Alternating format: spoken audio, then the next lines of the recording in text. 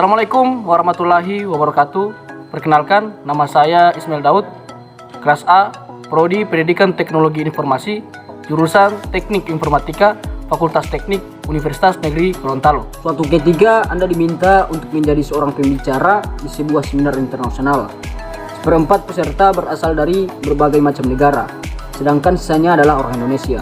Apakah bahasa yang Anda akan gunakan? Ya, apabila saya menjadi seorang pembicara dalam seminar internasional, maka saya akan menggunakan bahasa internasional, yaitu bahasa Inggris. Karena saat itu kita berada di kancah internasional. Walaupun dalam seminar tersebut seperempatnya orang luar negeri atau negara lain, dan sisanya yang bisa kita katakan lebih banyak adalah orang Indonesia, tetap kita menggunakan bahasa internasional, yaitu bahasa Inggris. Anda diminta untuk membawakan sebuah pidato. Tema apa yang akan Anda pilih? Mengapa Anda memilih tema tersebut? Apabila saya ditunjuk untuk membawakan sebuah pidato dan dipilih untuk memilih tema, maka saya memilih tema sesuai dengan kondisi yang saat itu.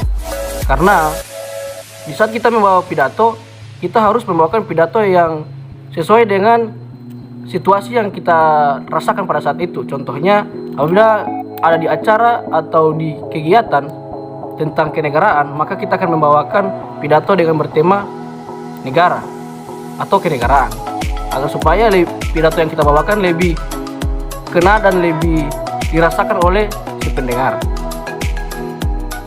Menurut Anda, mengapa diksi seorang penulis bisa mempengaruhi perasaan pembacanya? Karena seorang penulis menggunakan diksi atau pilihan kata yang tepat dan selaras, sehingga siapa yang menuliskan namun memperhatikan diksi atau pilihan kata yang sesuai, maka si pembaca dan si pendengar dapat memahami apa yang kita sampaikan dan kita rasakan. Sehingganya apabila kita menjadi seorang penulis, jadi kita harus memilih kata yang sesuai dan tepat, agar apa yang kita sampaikan dapat tersampaikan kepada si pembaca. Usia Anda saat ini, apa yang ingin Anda capai 10 tahun ke depan? Coba ceritakan. Usia saat ini dan untuk 10 tahun ke depan, saya ingin menjadi seorang pengusaha yang sukses, di mana dengan usaha saya yang sudah berkembang, maka saya bisa mempekerjakan orang-orang yang tidak memiliki pekerjaan. Dengan kata lain, bisa mengurangi pengangguran yang ada di negara kita.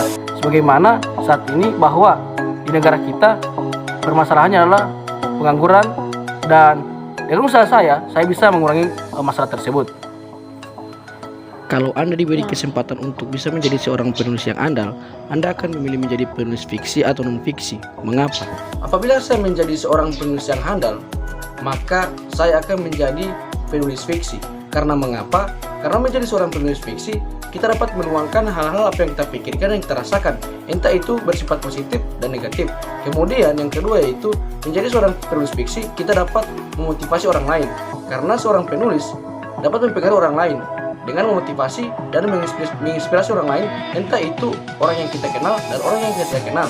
Kemudian yang terakhir yaitu seorang penulis, apabila buku yang telah mereka tulis dan kemudian diterbitkan, maka kita akan mendapatkan penghasilan.